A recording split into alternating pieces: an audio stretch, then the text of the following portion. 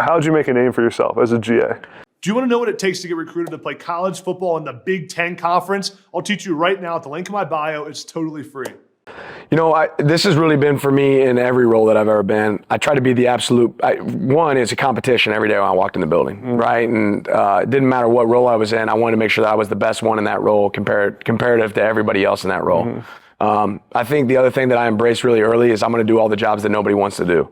And what you find is everybody wants to game plan, everybody wants to watch film, but there's not that many guys that want to pour a cup of coffee. There's not that many guys that want to put together the scouting report. There's not that many guys that want to create, a great playbook. And so I started by saying, okay, what's the jobs that nobody wants to do, and I'm going to be the best at it. And I always felt like you wanted to put yourself in a position where if that guy leaves for another job, he has to take you because you're the guy that knows how to do it.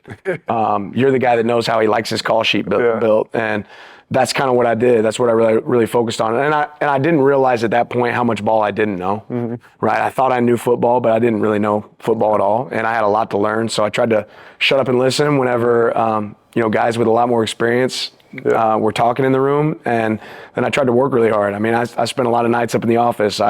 It was sleepless nights, but you have to separate yourself in some way. And you made a reputation from what I've heard as a great recruiter, even when you were a GA. You were focused on recruiting. I think that's where a lot of GAs went wrong. I remember when I was at Arizona State and I was a GA, people talking about you and saying, when Dan Lanning was a GA, like he was a dynamic recruiter. That's what you have to be if you want to. And I was like, all right, I guess I'm going to recruit then. Yeah. What went into that? Because I feel like in college football, a lot of people don't realize how big of a part of the job that is. And as a GA, you can make an impact on that. Huge impact. And for me, I think the thing I realized really quick is, all right, you work hard, you care about it, you're learnable and adaptable. All those things are great. But nobody's going to hire a young coach because of what he knows. Right? They're going to hire a young coach because of the value he brings to the program. Well, the number one way to bring value in college football is player acquisition. So, I started early. What I kind of did when I got to Arizona State is I looked at the map and they give these maps of this coach has this area, this coach has this area. Well, I found the map and nobody had Kansas, right? So I was like, I'm going to be the best recruiter in Kansas JCs. And I'd work the phone every single night, and I never got to go on the road. As a GA, you don't get to go on the road. So I always had a great excuse of why, hey, I can't come see you, but I'm going to send, this coach to come see you. I'm going to get by there next time. But just selling yourself every day as a coach that can make an impact. And, I ended up signing a couple guys that started for us there at ASU. And I think down the road where that paid dividends is Mike Norvell gets his first head coaching job, and he says, okay, Dan was on the other side of the ball, but I know he's going to sign players. I know he's going to work hard. And, later on, Kirby Smart hiring you because he knows what you're going to do from that. But for me, that's always the number one way you can provide value in college football is bringing players on board. Yeah.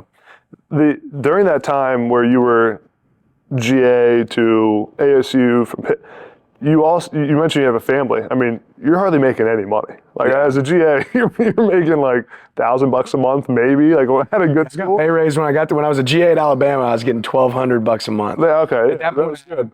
I had 3 kids. Yeah. What was that like? I mean, well, it didn't make a lot of sense. It didn't make a lot of sense at all, and I'm just grateful my wife never said no. We always, I always save for opportunities. So when I stopped teaching elementary PE, I pulled out my teaching retirement from Missouri. That was $18,000, right? Wow. So that kind of made ends meet for a while, and then I, went to Arizona State, and I was kind of still living off of I was piecing that together. And then when I went to Sam Houston State, I started making money. I was a DB coach, and it wasn't 6 figures, but I had enough to support my family.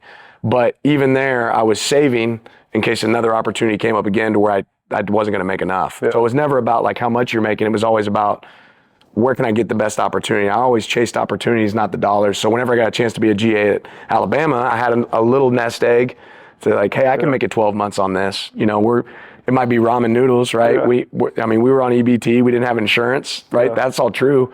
But it was worth it for the opportunity to get around people that matter and good coaching programs. And that means that your family and your wife had the belief that you would figure it out. Yeah. I'm lucky she did. I'm lucky she did because it was really 2011. My first full-time coaching job, in Division I football was 2016. Mm-hmm. So it was 11, 12, 13, 14, 15 before I ever really was making any money that could take care of things. Yeah. So how'd the process then from GA at Alabama to the full-time job at Georgia. What was that process like? Because I heard a story today, talked to your defensive coordinator, who said that they were trying to keep you at Alabama, and you went with Coach Smart. Yeah, so there's actually a stop in between there. So I was with Coach Smart, Coach LaPoyle. That staff was an amazing staff. We had a bunch of tons of head coaches that were sitting around that table with Nick every day. And Kirby left to go take the job at Georgia. And this is the same time Mike Norvell got the job at Memphis. So I went with Mike to Memphis. That's right. And I was the inside linebackers coach there for a couple years. And then there was some movement on Kirby's staff. And we talked, and obviously we're familiar with each other. And I got hired as the outside linebackers coach there at Georgia. Well, at the same time, there was potential opening there at Alabama. But at this point, I'd already committed. My chips were already on the table, and I was all in with Coach Smart and Georgia. So I've got to be around really, really good people, but it's crazy the connections you'll make that lead to opportunities later on.